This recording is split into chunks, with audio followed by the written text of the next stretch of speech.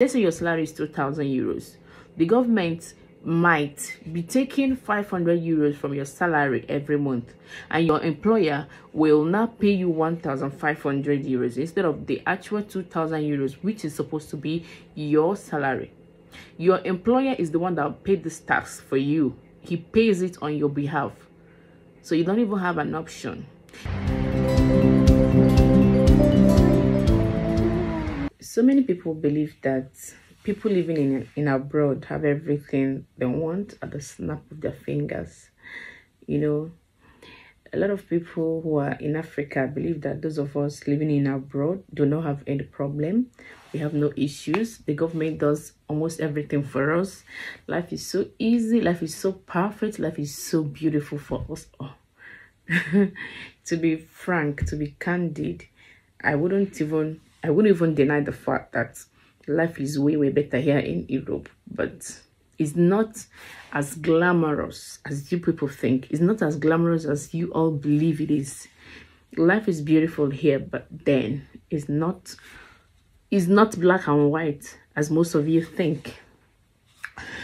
Okay, some time ago, not quite long anyway, I and my friend, very close friend of mine here, we were talking about something, and you know, she mentioned that she was kind of arguing with one of her friends, somebody that is very close to her in Nigeria, that the person was busy telling her how they are living a very stress-free life here in Europe, how they do not pay for school fees, how the government pays, you know, child benefits, how they're making a lot of money and not spending the money, you know, how she doesn't pay school fees for her children, how she doesn't, how we don't pay for hospital bills here in Europe. And that, you know, brings me to what I'm about to talk about right now. You see, here in Europe, life is actually beautiful. Very way better than it is in Africa. But things are not so white and black and white like you all think. Now, firstly, talking about the issue of not paying school fees, the truth is that no, let me start with the hospital bills.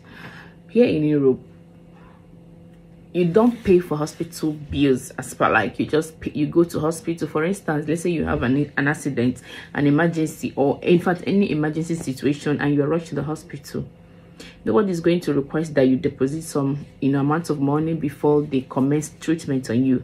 No, they will first of all try to save your life, after which maybe after about a month or 2 months, they will send you a letter containing the bill you're supposed to pay. Then there are situations whereby you don't even pay a dime for your hospital visit or whatever, you know, everything you do in the hospital, you do not pay any money. And when you're pregnant in this country, I'm going to I know this one very well because I experienced it. You do not really pay for a lot of things. You have a lot of exemption for being pregnant. There are some tests that you're supposed to, because every single month you run some tests.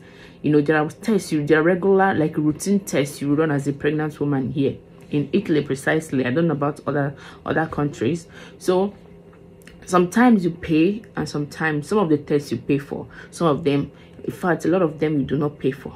And when you give birth in this country, it's completely free of charge. Even if you give birth through CS, you're not going to be charged a dime.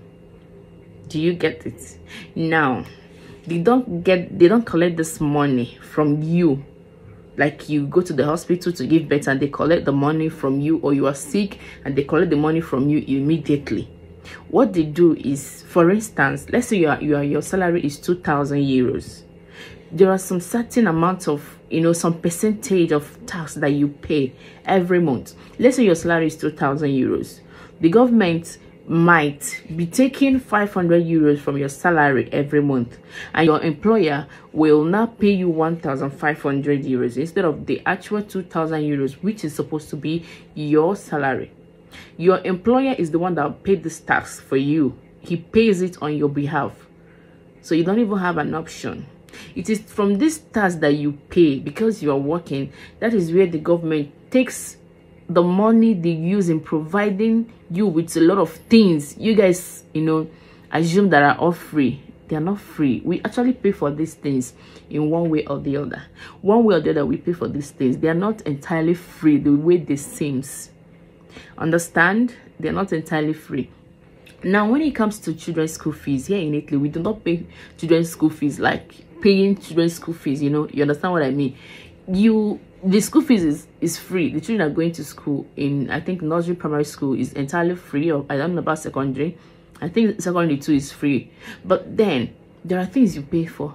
For instance, the lunch, the children's lunch, you pay for it, and it ranges from €100 to maybe 200, 300, for even some €500, depending on the city where you reside. So you see, you are not paying school fees as in the name school fees, but then there are other ways that the school collects the money from you. It's compulsory. The school provides the lunch for the children. They eat in the school, and it's compulsory. You have to pay for it. Now, let's say parents are given the the opportunity to choose between, you know, giving their children, providing lunch for their children, and allowing and paying for the school to give their children lunch. Don't you think that the parents are going to prefer to package lunch for their children instead of paying that €100 or even €500 per month? Are you seeing it? Are you seeing how we pay most times?